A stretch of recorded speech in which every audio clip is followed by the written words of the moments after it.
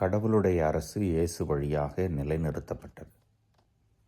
கடவுளுடைய அரசு என்பது இயேசுவால் ஆக்கிரமிக்கப்படக்கூடிய அல்லது ஆட்கொள்ளப்படக்கூடிய ஒரு மனநிலை. நம்மிலே அது வளர்ந்து பிறருக்கு பயனுள்ளதாகுகிறது. நான் இயேசுவோடு இருந்தால் பலன் தர முடியும். அவரோடு இருக்காதவர்கள் அவருக்கு எதிரானவர்களாக இருக்கலாம். எந்த இயேசுவின் போதனை நமக்கு நெருடலாக உள்ளது அல்லது நாம் பின்பற்ற தயங்குகிறோம், போராடுகிறோம், அங்கே கவனம் செலுத்தி அதிலே நாம் மாற்றம் கண்டு இயேசுவின் வழியிலே நடப்போம். இயேசுவோடு இருந்தால் இறை ஆட்சி பலப்படும்.